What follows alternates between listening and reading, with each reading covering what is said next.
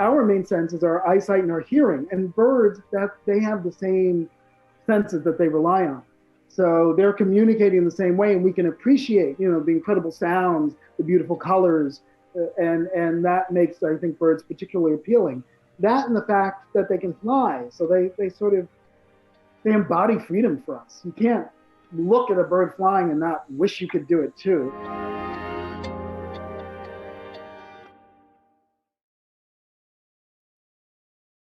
Hello, and welcome to Washington Post Live. I'm Tara Parker Pope, editor of the Well-Being Desk here at the Post. Joining me today is Christian Cooper, birdwatcher, TV host, and author of the new book, Better Living Through Birding: Notes from a Black Man in the Natural World. Christian, thank you so much for joining us. Thanks for having me, Tara. It's great to be here. Yeah, it's so nice to meet you, and I'm excited about your book. Everybody loves birds, and we have so much to talk about today. So you started your book with this really lovely scene in Hawaii, right? Can you tell me why you started there and what you were trying to, make us feel as we entered this world of birding with you? Well, for one thing, it was fresh in my memory because I had just come back from shooting in Hawaii for the TV show Extraordinary Birder. And it had actually, and I'm embarrassed to say this because I pride myself on a Vulcan-like emotional control, but what I had seen there had brought me to tears and really choked me up. We were on this bluff, and these nenes, gulls, nenes are geese. I'm being distracted by the cat meowing in the background. But the nenes had swooped down onto the island to welcome these new nenes that we had just released. And it was just there was something about everything. All of it came together to sort of give you a sense of place and time and just wonder. So I thought that was a good way to start off the book, because that's what I'm trying to do with the book, is communicate a sense of place and time and wonder. And it was surprising, I think, because a lot of people first heard about you around a really ugly incident in Central Park that you do write about later in the book, where you talk about weaponized racism being used against you. Do you mind telling us a little bit about that day and sort of how that changed your life and the trajectory of your life? Sure. Really give us a sense of how that fits into your life today. Sure. It was certainly a turning point in my life simply because of all the stuff that came afterwards, in terms of a lot of press attention, and sort of the way I like to say it is that if people are going to shove microphones and cameras in my face, which they were doing, I'm going to use it to say what I think needs to be said. And what's sort of a positive of all of this is that those microphones and cameras have continued giving me a chance to express what I've been trying to express for a long time, what I've been fighting for a long time before the incident and since, but given me a bigger platform to do it. So that's how the incident kind of altered the trajectory for me. In terms of its importance in the bigger picture, I think what was important is that it showed people something that I think a lot of, especially white people, were not aware of: how deeply bias runs through our society, runs through American culture. And that became particularly important later that afternoon, because that same day, George Floyd was murdered when a police officer knelt on his neck for 9 minutes and 3 other officers stood around and did nothing to stop him. That was the fatal consequences of such bias. So it was sort of like a big eye-opener, I think, for a lot of people. Not, I don't think for many Black people. We've kind of known this for a while, but I think for a lot of non-Black people, it was a revelation. So I think that's the importance of that incident in the bigger picture.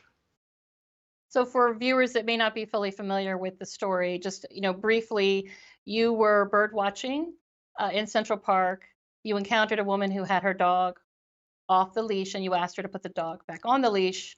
And right, because that particular part of the ramble, park regulations require dogs to be leashed at all times. So, we got into it because she did not want to leash her dog. So we had a verbal confrontation, and as it escalated, she decided to inject race into the situation. She said, I'm going to call the police. And then she said, well, I'm going to tell them that there's an African-American man threatening my life. And so that was an attempt to intimidate me into complying with her wish to stop video recording her, because at that point I was using my smartphone to record her actions and her unleashed dog. And at that point, I sort of had my own decision to make. Do I capitulate to this attempt to add intimidation? And I made the very conscious decision that to do so would be to be complicit in my own dehumanization, and I was not going to do that. And so I kept right on recording, and until the dog was on the leash, which is what I had intended to do in the first place. And as soon as the dog was on the leash, I said thank you and turned off my video recorder and went back to birding. So and then it went viral, and the rest is well known or somewhat known, or anyway. And that's what kind of altered the trajectory of things. Yes, it was interesting to me in the book. There's a part of the book where you talk about an incident in Central Park, and I think the reader's expectation is, oh, he's going to tell me about this day, when in fact the incident you wanted to tell us about was completely different. Do you want to talk about that a little bit?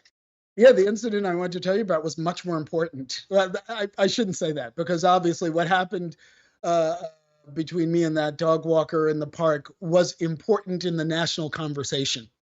Sure. But in terms of the birding that I prioritize that time of year, this other incident was much more important. A Kirtland's warbler, which is perhaps the rarest North American songbird, had taken a wrong turn on its way from its wintering ground in the Bahamas back to the little tiny piece of Michigan that all 6,000, and there's only 6,000 of them in the whole world, and they all breed in this like little tiny part of Michigan.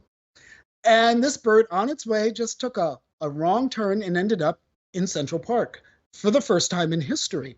And in all those acres of Central Park and all those trees, somebody actually not only found the bird, but had the knowledge to recognize what they were seeing and get the word out to the rest of us birders. And we lost our minds because it's the best metaphor I can come up with, and I use this in the book because it's what I call one of the 7 pleasures of birding.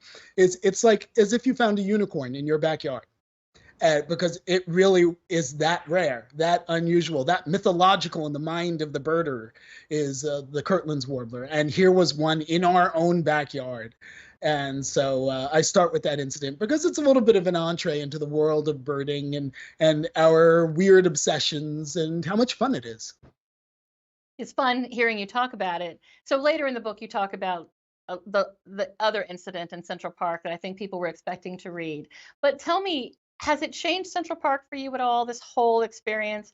Do you still go to Central Park often and bird watch in Central Park? I do. And I always find it interesting. People would ask me, I'm sorry about your trauma. And I'm like, what trauma? She just doesn't have, that dog walker doesn't have that kind of power over my life.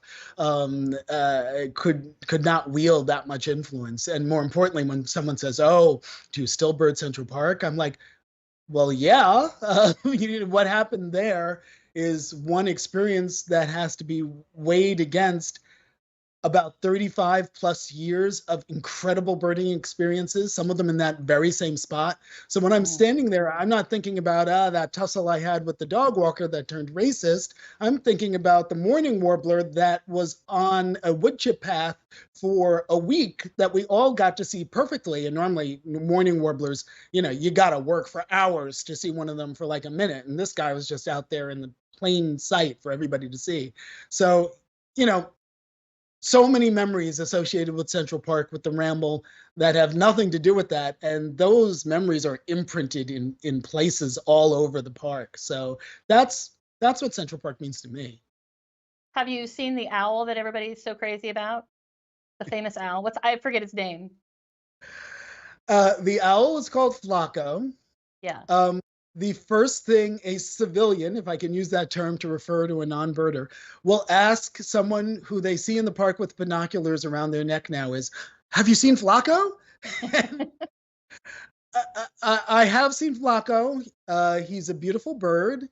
But the thing about us birders is we don't care that much about Flacco because we're more interested in the wild birds, the birds that are part of nature, that are part of our ecology. So, it's great that Flacco is free, but I'm more interested in Geraldine, as she has been dubbed. And Geraldine is a very closely related species of owl, but she's native, and she just took up residence in Central Park of her own accord.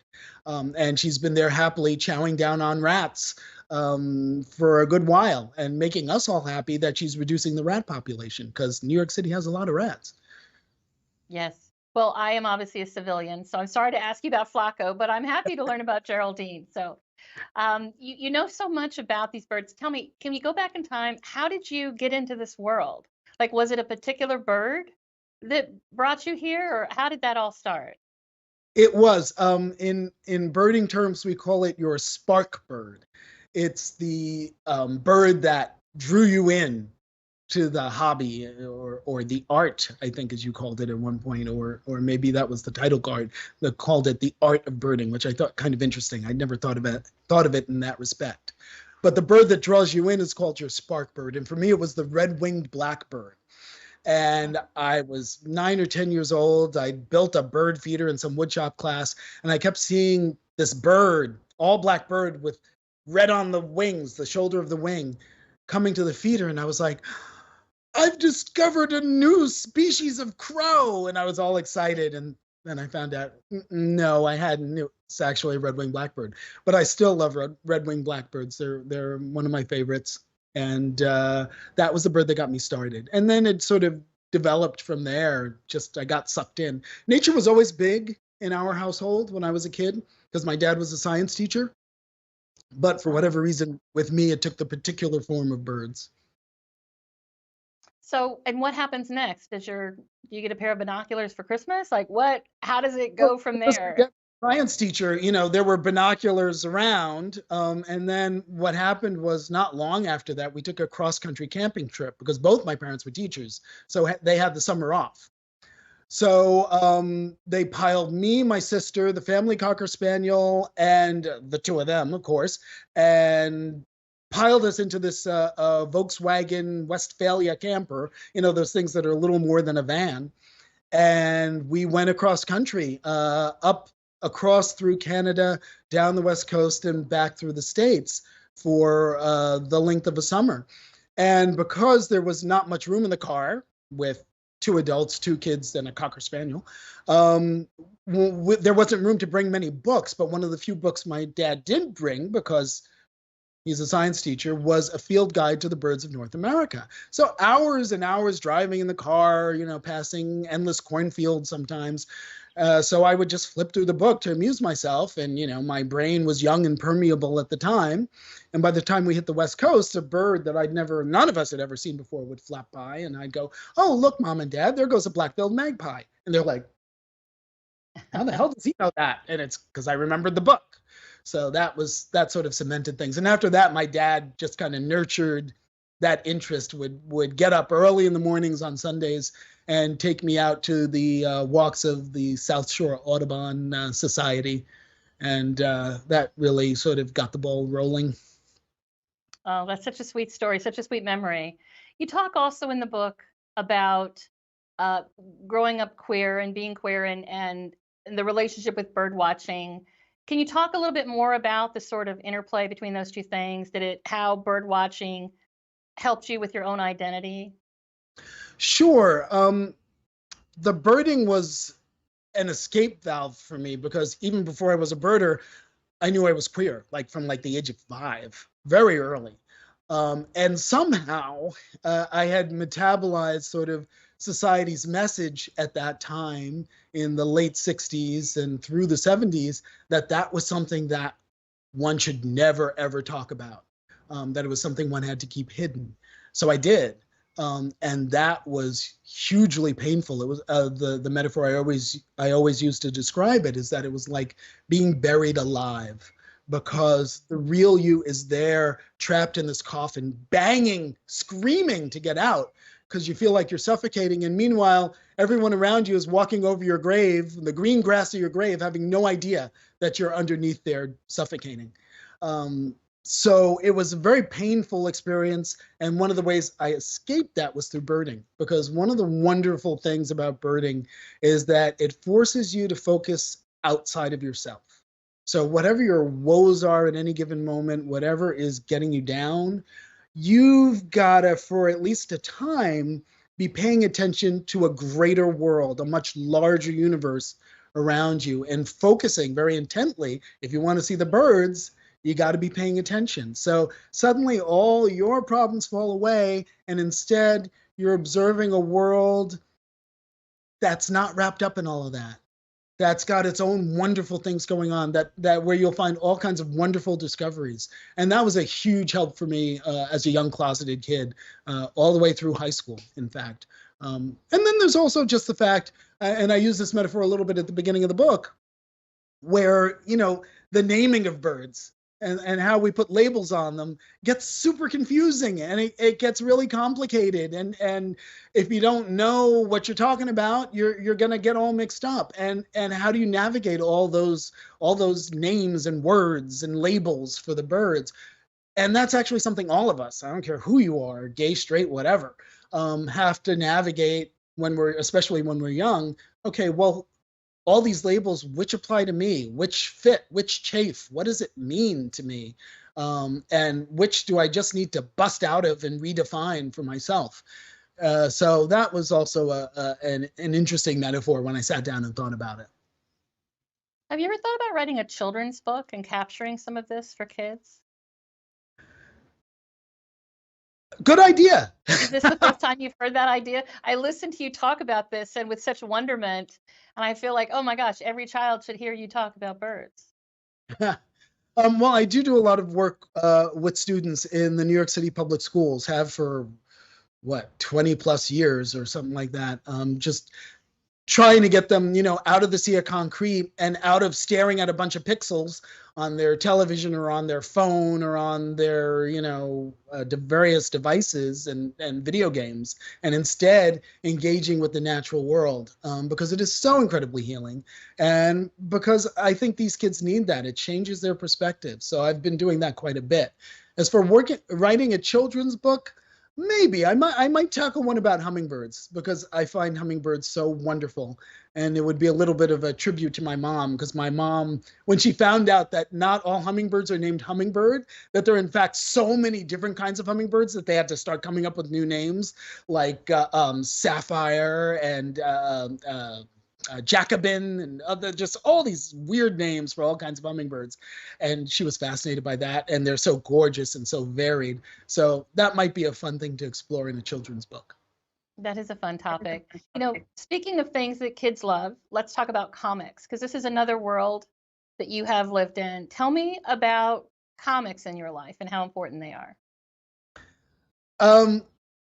My whole family is genetically predisposed towards science fiction and fantasy and horror. So comics are certainly fit into that genre. And when I was a kid, comics was how I knew I was gay at the age of 5, because the things that turned me on were the hot, muscly men in the comics. And then comics is also was part of my escape, was being able to project yourself into that fantasy world of having superpowers. And in particular, one comic book really kind of summed up the gay experience, which was the X-Men. Very popular comic book, thriving to this day. But the metaphor of X-Men was that people are born as mutants. And some of them look very different because of that, but some of them look just like ordinary people. And then all of a sudden in adolescence, they discover something about themselves that makes them different from everybody else. They have these abilities that are strange and different from everybody else. And that was, I don't think it was intended originally as a metaphor for the gay experience, but it certainly turned into one, because so many gay people, around adolescence or then, I was an early one, but they discover, oh, wait, I'm a little bit different than everybody else around me. What does that mean? How do I navigate this? Does this make me a villain? Does this put me at odds with society? What do I do with that? And that's what the X-Men wrestled with all the time. So that was a great comic book. Love it to this day. And so, yeah, I when I finally got to work for Marvel, that was kind of a dream come true, because I had been so steeped in that world for so long. So in your work for Marvel, you also created, help me out here, the first gay Star Trek character. Is that right? That's correct. The first, I always qualify it by saying the first gay human Star Trek character, because, Star Trek has always had all kinds of weird species and who knows how they reproduced, but there had never been a gay human. And so I got to create that character in the comics. Now I have to put it, that's always with an asterisk after it, because the comics are not considered canon in the Star Trek universe. Things that happen in the comics are not necessarily recognized in the official movies and television and all that. But I did get to create it, and it was tremendously meaningful, because Star Trek for so long had been groundbreaking. Star Trek for so long had projected a utopian future for humanity. And to have no gay people in that projected future was a glaring omission. So to put it in a way that I hope I tried to make sort of very natural and very sort of like not a big deal, even though the story kind of wrestles. One character has to wrestle with it because she's from a species that's completely different and doesn't get it. But for everybody else, they're kind of like, okay, yeah, you're dating so-and-so. That's great. So that was fun to do. Who was the character? Character was named Yoshi Mishima, which was kind of a nod to the Japanese gay writer Yukio Mishima. I think it's Yukio Mishima. Anyway, but it was a nod to that famous Japanese gay writer, and he had adventures alongside everybody else, so that was fun. That is fun. Now, speaking of fun, you have another really exciting project going on, a television show with National Geographic. Can you tell us a little bit about that?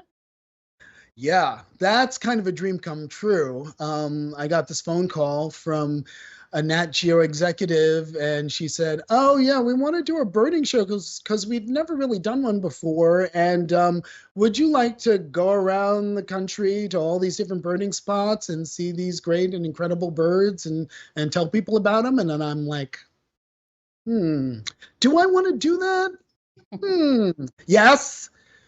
So yeah, that it's just been tremendous fun, and particularly because as a New Yorker, I am that stereotypical New Yorker who doesn't drive. And once you get outside of someplace like New York City, if you want to go to the great birding spots, a lot of times you got to drive there. So short of hitching a ride or taking an Uber, it was difficult for me. But now I had a crew that was going to take me there, and so I'm like, yes, let's go find these birds.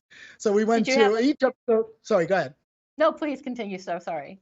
I was going to say each episode takes us to a different location, and we not only look at the interesting birds you can find there, but we look at the intersection of birds and people and where that's successful and where there are problems. And we look at the people who are working so hard to save the birds and save the habitats, whether they're a degreed biologists or just devoted amateurs. These are the extraordinary birders of the title.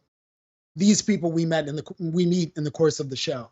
So, we do an episode in New York, we went to Puerto Rico, we go to Hawaii, and most important episode to me is we go to Alabama, because there we do the intersection of birds and civil rights history and also family history, because even though my family is Northerners for several generations, like all African Americans, our roots are ultimately in the South, and my dad's family came from Alabama, and I had never been. So, all of that together just made it tremendously meaningful for me to be down there, and it just made it great to do the show in all these different locations. So tell me the name of the show and how our viewers can find it. So the name of the show is Extraordinary Birder, and it premieres on Saturday, June 17th at 10 p.m. Eastern. I don't know about the other time zones. On Nat Geo Wild. That's the cable channel Nat Geo Wild. And then subsequent to that, on June 21st, it starts streaming on Disney Plus. Exciting. Okay, we have an audience question, if you don't mind. This is from Raymond Kaufman of Indiana. Raymond asks, how and when did you come to view birding from a broader perspective compared to just simply studying, enjoying nature? So where did you get these sort of the bigger ideas around birding for you? Well, I don't know if I would say simply enjoying and studying nature. I don't think there's anything simple about that. I think when you start enjoying and studying nature, it opens you up to a lot that maybe you hadn't thought about before. And that's how my broader perspective came in. You know, you start noticing parallels between what the birds do and what we do. You start to understand that, okay, yeah, we're human beings, but you know what? We're animals just like the other animals on this planet. And we're plugged into ecosystems just like they are. And we are, in fact, an ecosystem to a whole bunch of organisms that live on us and in us. And in fact, if we didn't have these organisms on us and in us, we might not be able to survive. And you start to, as you learn more and more about birds, and through birds, more about ecology and more about biology, the more you start to understand yourself and ourselves as human beings. So I don't think it's simply enjoying and simply studying. I think it's not, there's nothing simple about it. Or maybe it is simple, but it's wonderful and it's eye-opening. So I don't want to run out of time before we get down to just the basics of, I love birds, I want to start bird watching. How do I start? Can you tell our viewers who are now completely interested in this after hearing you speak, what's the first step? What equipment do I need? Like, how do I do this? How do I start? The first step is to just pay attention, open your eyes and your ears to what is around you. And you don't even have to step outside. You can do it from your window and just look out your window and see what birds are in your area through your window, on your fire escape, in your backyard. You can put out feeders that'll bring them even closer. The tool that is most commonly used by birders is a pair of binoculars. That can be perceived as a barrier to entry because it can be a pricey piece of equipment. You know, a decent pair of binoculars can run you in like the $200 range, but that should never, ever be perceived as a barrier to birding. You can go birding with just your own eyes and ears. And in fact, in our Puerto Rico episode of Extraordinary Birder, we meet a Puerto Rican birder who is blind. And so he relies entirely on what he hears. He's sorting the sounds to figure out what birds are around, and they're using him in this national forest because they take recordings 24/7, and then he goes through the recordings and sorts them to let them know, oh, okay, well, in the last 24 hours, this, and this species have been in this area. So that's incredible.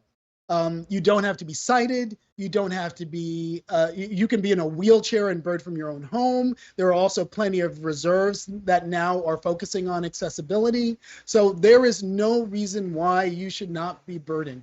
And I always say the birds belong to no one, but they are free and available to all of us. No matter what your disability or ability status, no matter your sexual orientation or gender identity, your race, your religion, your ethnicity, your gender, it just does not matter. It's all there for all of us. And as part of the birding experience, documenting it, keeping a notebook, keeping track of what you've seen and the date, I mean, is that part of the joy of the experience? It really depends on the person. For decades, I kept little journals where I would record what I would see. And it was sort of my snapshot of the day, so that years back I could look back and say, oh yeah, I remember that day and seeing this bird or that bird or this incredible number of birds. I stopped doing that about 2 or 3 years ago because I'm trying to switch myself over to an online electronic system that's run by the Cornell Laboratory of Ornithology called eBird. And the reason why eBird is so wonderful is not just because it lets you organize your sightings digitally, but because all that data then goes to the Cornell Lab of Ornithology, and they can crunch it and use it to figure out what's happening with birds in a very specific locality, or broad trends with birds in a larger area. And that scientific knowledge they can use for better conservation. So I want to be contributing to that. I want to be part of that community science and giving my sightings to the Cornell Lab of Ornithology through eBird. That's the name of the app, is eBird. And so that they can use it and do better. And we can do better through them. This has been such a fascinating conversation. I've enjoyed it so much. But unfortunately, we're out of time, so we're going to have to leave it there. Christian Cooper, thank you so much for sharing your story, your book, and for joining us today on Washington Post Live. My pleasure. Thanks. And thanks to all of you for being here with us today. For more stories like this, you can go to the Washington Post website and check out a new series from the Post entitled The Growth Guide, which focuses on personal growth through stories, advice, and guidance for cultivating a fuller life. Check it out.